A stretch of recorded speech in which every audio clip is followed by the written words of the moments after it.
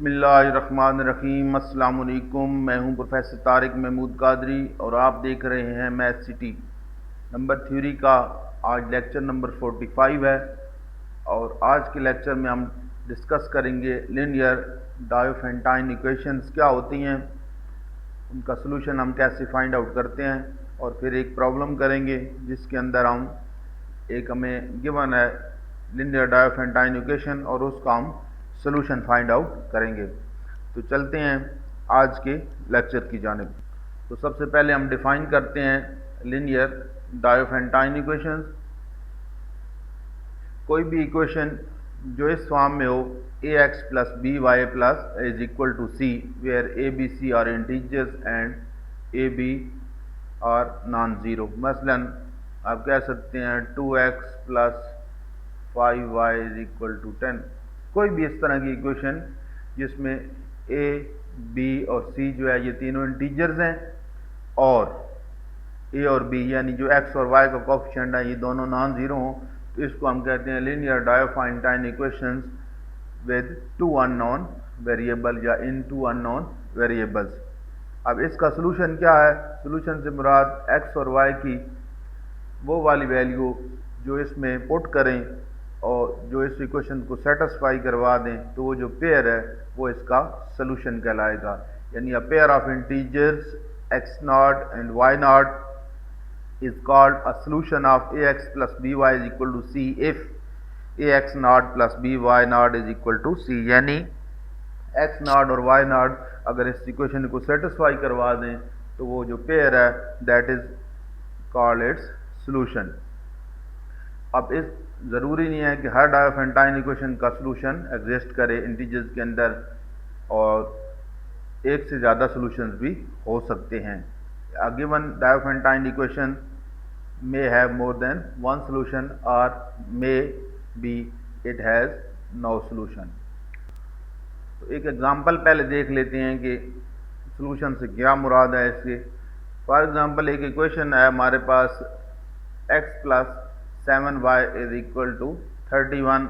तो इसके ये तीन सलूशंस हैं जो यहाँ पे लिखे हैं। वैसे तो और भी हो सकते हैं लेकिन यहाँ पे अभी ये तीन लिखी हुई हैं। तो फर्स्ट करें, पहला हम ट्राई करते हैं x की जगह अगर 24 पुट करें और y की जगह 1 पुट करें तो हमारे पास ये देखें 31 is equal to 31।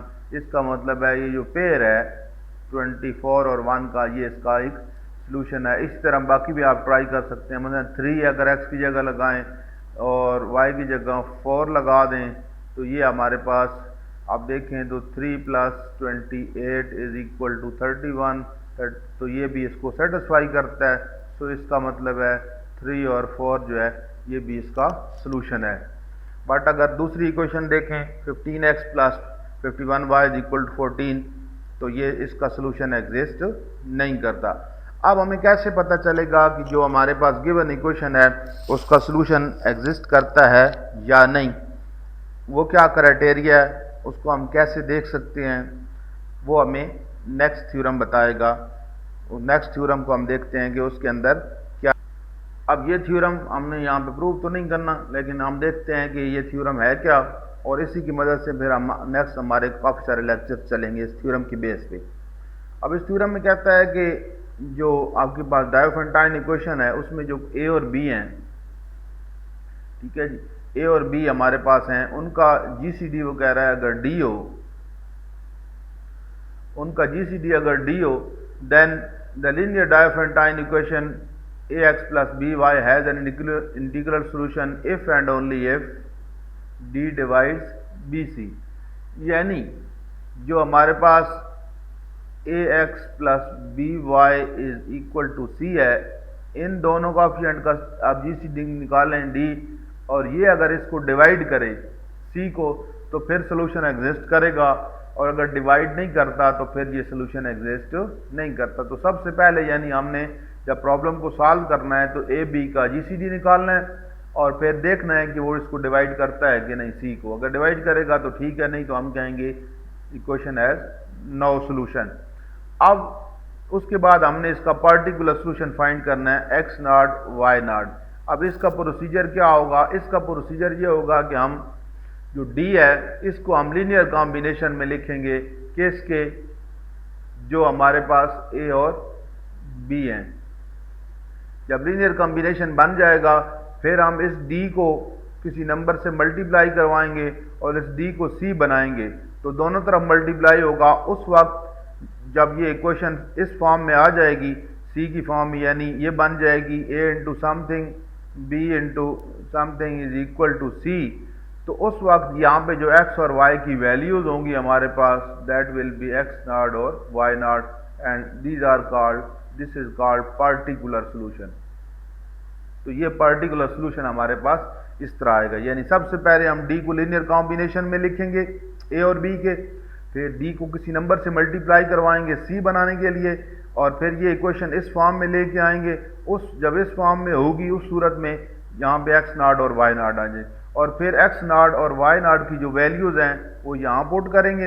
A B already हमारे पास गिवन है, डी हम फाइंड आउट कर चुके होंगे, तो ये हमारे पास फिर उसका पार्टिकुलर सोल्यूशन हमारे पास जनरल सोल्यूशन आ जाएगा, क्योंकि टी कोई भी इंटीजर, फिर टी को आप पार्टिकुलर जो भी वैल्यू देते जाएंगे तो आपके पास इसके इनफाइनाइटली मैनी सोल्यूशन आते जाएंगे। तो ये बेसिक थ्योरम है जो हमें डायोफेंटाइन इक्वेशंस को सॉल्व करने का तरीकाकार बताता है और क्राइटेरिया बताता है।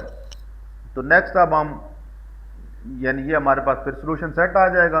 तो नेक्स्ट हम एक प्रॉब्लम लेते हैं ताकि मज़ीद बात क्लियर हो जाए, तो इसको सॉल्व करने की हम कोशिश करते हैं।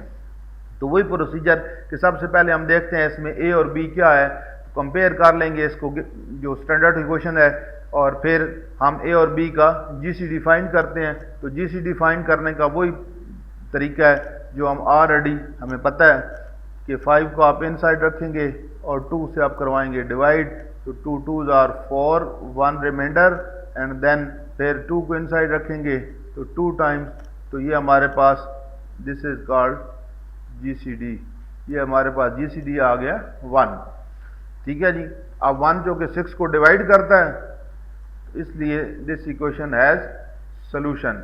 अब इसके साथ ये प्रोसीजर हमने जो डिवीजन एल्गोरिथम हमने यहाँ पे ये सारा किया है, इसको हम लिखेंगे भी सही। लिखने का तरीकाकार क्या होता है कि सबसे पहले जो नंबर डिवाइड हो रहा होता है 5 है उसको लिखते हैं, फिर जिस पे डिवाइड हो रहा होता है उसको ब्रैकेट में लिखते हैं, और जो हमारे पास यहाँ पे आंसर आ रहा होता है ऊपर उसको, और जो रिमाइंडर बच रहा होता है उसको। फिर उसके बाद जो इनसाइड जा रहा है वो है 2, जो यानी डिवाइड हो रहा है।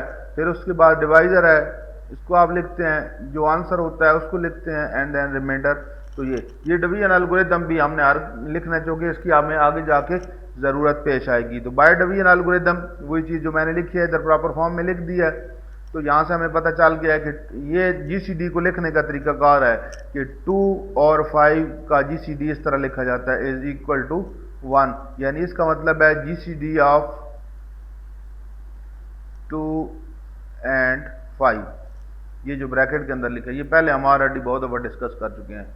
Since 1 divide 6 therefore 2x + 5y is equal to 6 as solution. अब सोल्यूशन आ गया। अब हमने क्या करना है, इस 1 को लीनियर कॉम्बिनेशन में लिखना है। तो लीनियर कॉम्बिनेशन में लिखने का प्रोसीजर हम ऑलरेडी काफ़ी दफ़ा डिस्कस भी कर चुके हैं, फिर एक दफ़ा कर देते हैं कि जो ये हमारे पास डिवीजन एल्गोरिथम में इक्वेशन आई थी, इसमें लास्ट वाली जो डिवीजन एल्गोरिथम में हमारे पास इक्वेशन आई थी उसमें से हम लास्ट वाली को छोड़ देते हैं। ठीक है जी। और उससे ऊपर वाली में हमारे पास हमारा जीसीडी होता है ये वाला, तो यहाँ से इसको ले लेंगे, इसको करते हैं हम अलग, इसको हम अलग करेंगे तो ये हमारे पास आ जाएगा 1 इज इक्वल टू, बाकी क्या बच जाएगा 5 - 2 × 2। अब इसको इस फॉर्म में लिखते हैं। इस फॉर्म में लिखने से मुराद 2x, तो ये है जी 2 और x जो है वो -2 + 5 1 हमारे पास ये, यानी इस फॉर्म में आ गया। इस इक्वेशन को यही तरतीब देनी है जो ये है, और बेहतर ये है कि इसको 1 को इधर लिखने के बजाय आप इस 1 को भी राइट साइड पे लिख लें ऐसे, तो फिर ज़्यादा बेहतर आपको अंडरस्टैंडिंग हो जाएगी इसकी। तो 2x + 5y is equal to 1 आ गया। अब हमारे पास यहाँ पे क्या है 6 है, यहाँ 1 है, तो क्या करें, पूरी इक्वेशन को आप 6 से मल्टीप्लाई कर दें। तो मल्टीप्लाई कहाँ करना है, ब्रैकेट्स के अंदर, किसी से भी कर सकते हैं, लेकिन वो जो कि हमने वो फॉर्म बनानी है तो इसलिए उसके अंदर मल्टीप्लाई करवाएं। तो हमारे पास आ जाएगा 2 - 12 5 × 6 इज इक्वल टू 6। अब ये देखें आ गया 2x plus 5y is equal to 6, तो एग्जैक्टली वही फॉर्म बन गई है ये है। अब यहाँ पे x की जगह क्या आया हमारे पास 12 आ गया, -12 और y की जगह, तो इसको आप लिखेंगे 2x naught plus 5y naught is equal to 6, where x naught is equal to -12 and y naught is equal to 6। तो ये हमने यहाँ पे मेन जो चीज़ थी, हमारा काम था वो ये फाइंड आउट करना था, x is equal to -12 naught and y is equal to 6 naught. अब इसको जो हमारे पास सोल्यूशन सेट दिया हुआ है उसके अंदर जस्ट वैल्यूज को सब्स्टिट्यूट करना है, x नॉट की, a, b और d की। ओके, तो हमारे पास x नॉट जो है इसको मैंने प्रॉपर लिख लिया है -12 और y नॉट हमारे पास आ गया है -6। अब हमारे पास जो सोल्यूशन सेट है उसको हम लिखते हैं, सोल्यूशन सेट हमारे पास था x naught minus b over D T, Y naught plus a over D T. अब x नॉट की वैल्यू -12 और b की वैल्यू हमें पता है 5, d की वैल्यू हमने फाइंड की थी 1, वो यहाँ पे पुट कर दी, यानी x नॉट आ गया हमारे पास -12, b 5, d 1, इस तरह y नॉट हमारे पास 6 आया है, a हमारे पास 2 आया है, d 1 आ, ये सारा पुट करेंगे, इसको सिंप्लीफाई करते हैं तो हमारे पास आ गया -12 -5t इंटू दूसरा आ गया 6 प्लस 2t। तो ये हमारे पास एक पूरा सोल्यूशन सेट आ गया है जर्नल फॉर्म में, जिसमें t कुछ भी हो सकता है। फर्ज करें मैं t की वैल्यू दे रहा हूँ यहाँ पे 0, तो मेरे पास आ जाएगा -12 और 6, ये पेयर बन गया क्योंकि ये 0 हो जाएगा और ये भी 0, तो माइनस। अब इसको अगर सब्स्टिट्यूट करके ऊपर देखूँ तो ये आ जाता है -24 प्लस y की जगह 6 लगा दूँ, तो ये तो वही चीज़ आ गई है। बहरहाल चल एकदम सिंप्लीफाई करके देख लेते हैं, ये आ गया -24 प्लस 30, तो ये हमारे पास 6 आ गया। तो इसका मतलब है एक सोल्यूशन ये तो वही पार्टिकुलर सोल्यूशन है। अब अगर 1 वैल्यू दें, t को 1 दें, तो ये आ जाएगा -17 और 6 प्लस 2 8। अब ये अगर ऊपर पुट करके आप देखते हैं तो 2 -17 एंड 5 इंटू 8, तो -34 प्लस 40, तो आंसर 6 सेटिस्फाई करवा रहा है, तो ये सोल्यूशन। इस तरह t को डिफरेंट वैल्यू देते जाएंगे तो आपके पास डिफरेंट सोल्यूशन आते जाएंगे। तो ये सारा इसमें हमारे पास प्रोसीजर है। तो सबसे पहले जो x और y का कोफिशिएंट है इसका जीसीडी निकालना है, चेक करना है क्या वो राइट साइड वाले नंबर्स को डिवाइड करता है c को कि नहीं।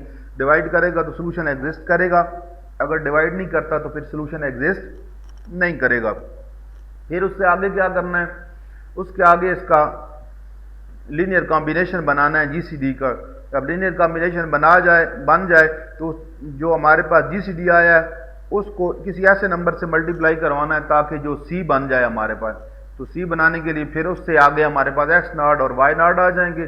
फिर ये सेट है सोल्यूशन सेट, जिसके अंदर हम वैल्यूज पुट करेंगे, सिंप्लीफाई करेंगे तो हमारे पास सोल्यूशन सेट आ जाएगा। तो उम्मीद है आपको समझ आ जाएगी। नहीं तो फिर नेक्स्ट जो हमारे पास जो 5-6 लेक्चर्स हमारे आगे चलेंगे, बल्कि ज़्यादा इससे भी, हम डिफरेंट प्रॉब्लम्स को बार बार डिस्कस करेंगे ताकि आपको मज़ीद इसमें क्लैरिटी आ जाए, क्योंकि ये बहुत इंपॉर्टेंट क्वेश्चन है और हर दफ़ा तकरीबन पेपर में ये पूछा जाता है।